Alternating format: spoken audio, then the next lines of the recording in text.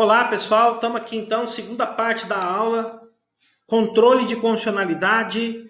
O meu nome é Hudson da Costa, eu sou professor de Direito e advogado, e a gente vai falar agora das tipologias de inconstitucionalidade e a classificação quanto à inconstitucionalidade formal, ok? Vamos lá então, gente.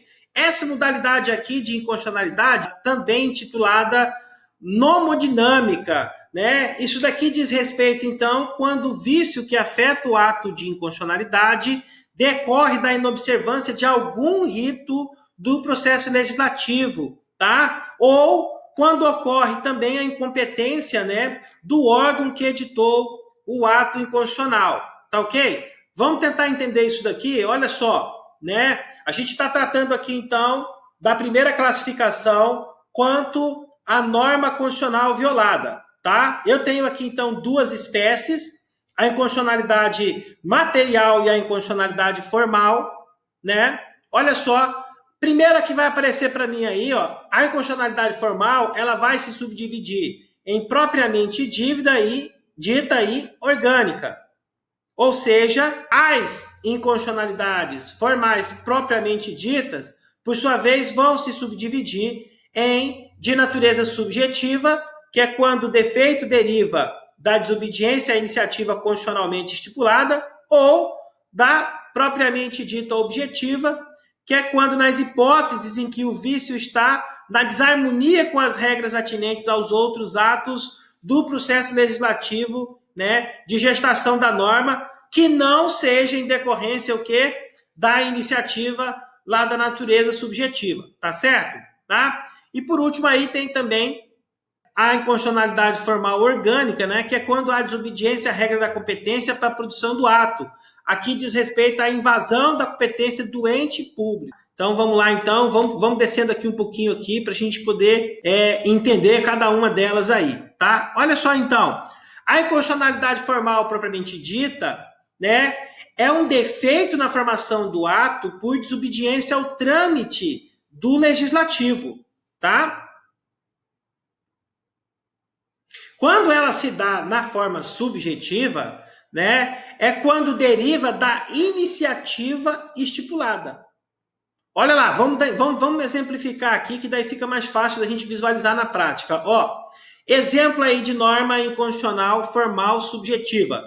Temos um projeto de lei aí, supostamente apresentado por um deputado federal, veiculando aumento da remuneração dos servidores públicos federais, né? Isso daí está em nítida violação da regra de iniciativa prevista lá no artigo 61, parágrafo 1, inciso 2, a linha A da Constituição, que determina que a competência exclusiva do chefe do executivo, no caso aqui o presidente da República, a iniciativa para poder propor, né, a lei que trate, né, do aumento da remuneração dos servidores.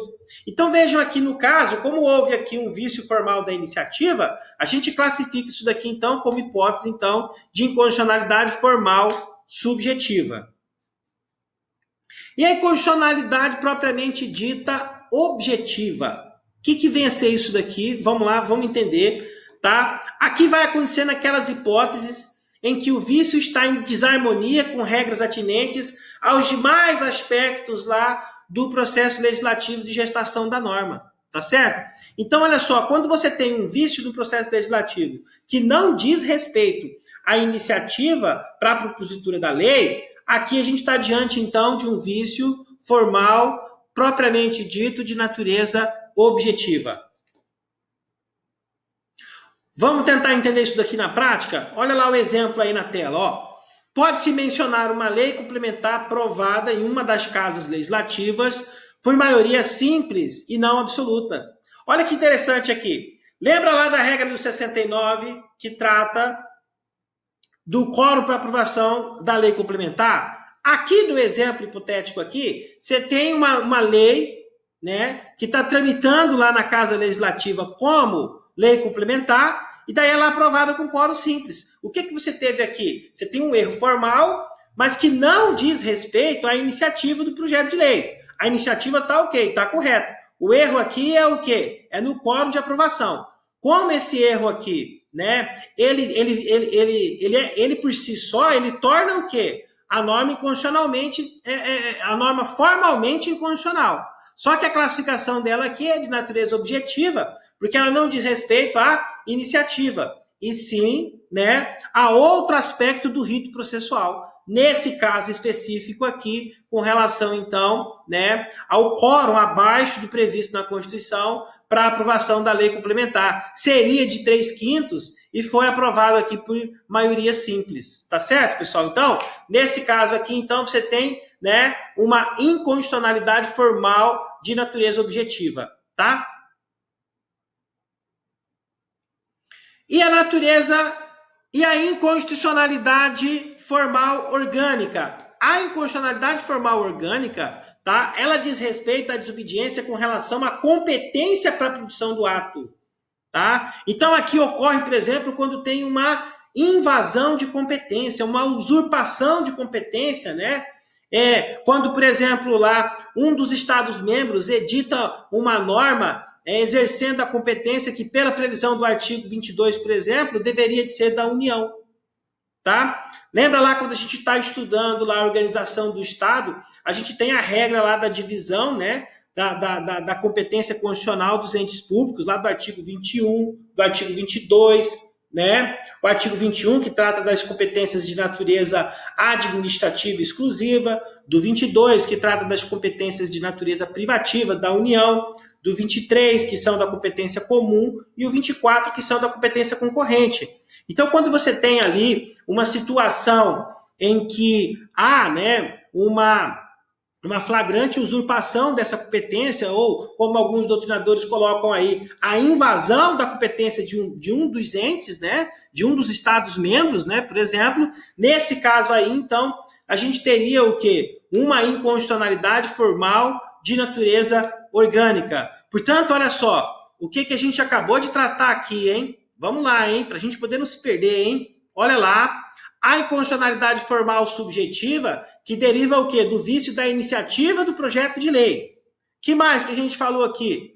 A inconstitucionalidade propriamente dita objetiva, que diz respeito a vício formal, né? Que atinge o quê? Outros atos do processo legislativo que não a iniciativa do projeto de lei.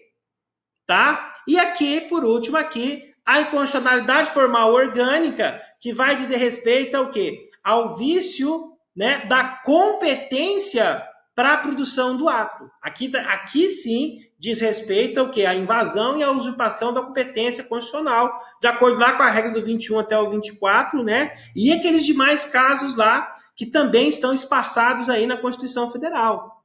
Tá ok? Então, olha só, por último aí a gente tem a inconstitucionalidade material.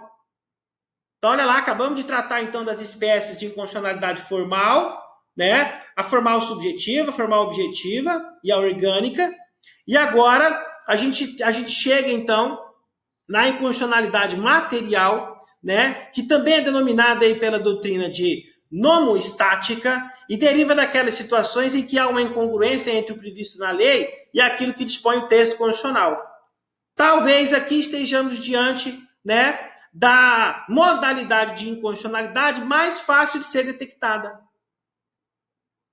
Imaginemos, por exemplo, lá, hipoteticamente aqui, uma lei que preveja a criação de um novo território federal e determina a autonomia deste ente, né, e a sua posição de ente federado dentro da estrutura organizacional do Estado. Tá? Evidente aí que, nesse caso, teríamos, então, um descompasso, ou seja, né, um descumprimento aí da regra do artigo 18, que enuncia que os entes federados, né, são componentes da estrutura federativa. Quais são eles aí? A União, os Estados, membros, o Distrito Federal e os municípios. O território não é classificado, né, como um ente federativo. E daí, lá no parágrafo 2º, inclusive, é que vem a justificativa para isso daí. Por quê? Porque os territórios federais, eles são descentralizados e eles integram a própria União. Então, portanto, eles não são autônomos. Então, vejam aqui, no exemplo hipotético, né, se lei prevê a criação de novo território federal fora do contexto aqui do artigo 18, parágrafo 2º, ainda que tenha seguido corretamente o processo e o rito, né, do processo legislativo, temos que avaliar também o que? O conteúdo, a matéria do dispositivo. Porque nesse caso aqui, ó, é flagrante a inconstitucionalidade material, uma vez que contraria de forma expressa, né, o conteúdo do disposto lá no parágrafo 2º do artigo 18 da Constituição. Então, nesse caso aqui, a gente teria, então, a norma inconstitucionalmente material em razão aqui da dissintonia, né, do artigo 18, parágrafo 2º. Tá ok? Então, olha só. Como eu acabei de falar aqui, daí a gente só vai ressaltar aqui mais um pouquinho, que em que pese, né, o trâmite legislativo tenha sido rígido, ou seja, tenha sido seguido, é possível, então, a análise, ou seja, a comparação do texto normativo com a Constituição. Porque daí a gente está falando que da inconstitucionalidade, ou pelo menos da análise, né, da inconstitucionalidade material que diz respeito, então, ao conteúdo, a matéria do dispositivo, tá certo, pessoal? Então, olha só, imaginemos aí, então, olha, um segundo exemplo hipotético aí, em que uma lei federal, por exemplo, ela tenha fixado o valor para o salário mínimo nacional, contudo, porém, permitindo que os estados, né, procedessem à sua alteração para estipular aí em quantia menor ou maior do que aquela determinada em âmbito federal, tá?